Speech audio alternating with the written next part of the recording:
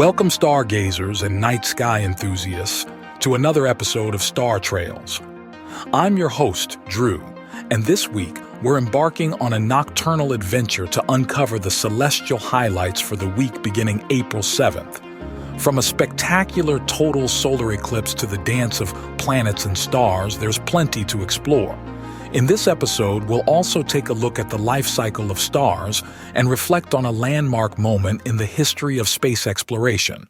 So, let's dive right in. First up, mark your calendars for April 8th, as North America will witness a breathtaking total solar eclipse. The moon will pass directly between the Earth and the Sun, casting its shadow and bringing daylight to a brief but awe-inspiring darkness. Remember, safety first. Ensure you use proper eclipse glasses to witness this celestial spectacle. And in case you missed it, we covered the mechanics of eclipses in our previous episode. Be sure to check it out to learn more. On the same day of the eclipse, the new moon will bring darkness to our night skies, setting the stage for conditions perfect for stargazing. Without the moon's glow, it's an ideal time to spot fainter stars and deep sky objects. And speaking of planets, in the pre-dawn hours of April 10th, Saturn and Mars will be in conjunction, appearing close together in the eastern sky. It's a rare chance to see the red planet and the ringed giant sharing the same celestial canvas. Looking deeper into the cosmos, the week also features well-placed deep sky objects. The Whirlpool Galaxy, M51, a face-on spiral galaxy with its companion, is perfectly positioned for observation. Its swirling arms, aglow with star formation, are a sight to behold through a telescope. You can find it near the upper end of the Big Dipper's handle. And let's not forget, April is also the month of the Lyrid meteor shower, peaking later in the month. While the peak is just beyond our current week's scope, early bird watchers might still catch a few early Lyrids streaking across the pre-dawn sky. Have you seen Comet Pons-Brooks yet? This Halley-type periodic comet comes around once every 71 years. I went out hunting for this so-called devil comet last week, and I managed to catch it at dusk in the western sky, adjacent to the brightest star in Aries, the fiery-hued orange giant, Hamal.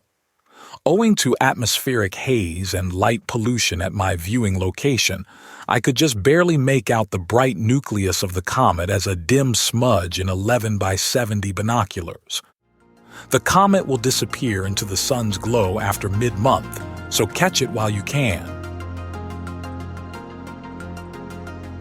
In this episode's Astronomy 101 segment, we're embarking on a journey to understand the life cycle of stars, from their dramatic birth to their final curtain call. Our story begins in the most unassuming places in the galaxy, the nebulae. These vast, beautiful clouds of gas and dust are the cradles of star birth. Hidden within them are the secrets to how a star comes into being. It's in these cosmic nurseries where gravity plays the role of a matchmaker, pulling together gas and dust to form a new star. This process can take millions of years, but it's the first step in the life of a star. Once enough material clumps together, the core of this new star gets so hot and dense that nuclear fusion ignites. This is the process that powers the Sun and all other stars, fusing hydrogen atoms into helium and releasing an incredible amount of energy. This energy is what lights up the star and what makes life on Earth possible. The star has now entered what we call the main sequence phase of its life, a period of stability and light. But like all things, stars don't last forever. They spend most of their lives fusing hydrogen into helium. However, when the hydrogen runs out, the star enters its retirement phase.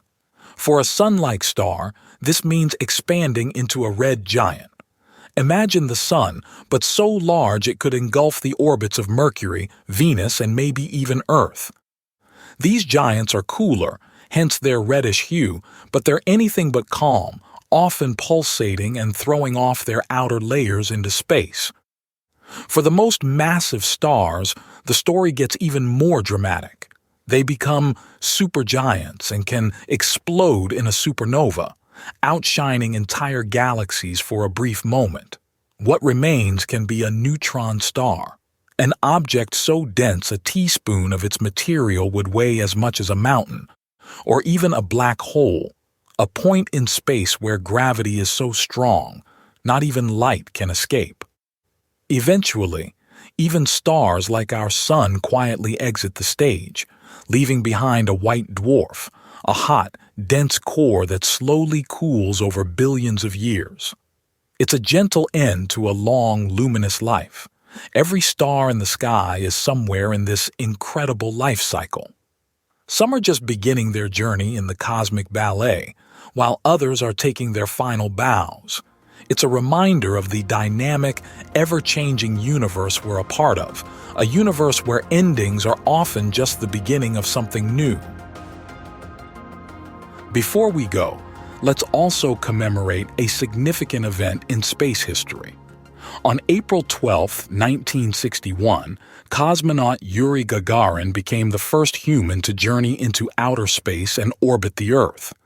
His historic flight aboard Vostok 1 marked the beginning of human space exploration, forever changing our relationship with the cosmos. Gagarin's courage and the scientific achievements of his mission remind us of the boundless potential for discovery that lies beyond our planet. As we wrap up this week's episode, I encourage you all to look up and embrace the beauty of the night sky. Whether it's witnessing the dramatic eclipse, observing the planets, or catching a glimpse of distant galaxies, there's wonder to be found in the darkness. Until next time, keep your eyes to the skies and your hearts filled with curiosity. Clear skies and happy stargazing.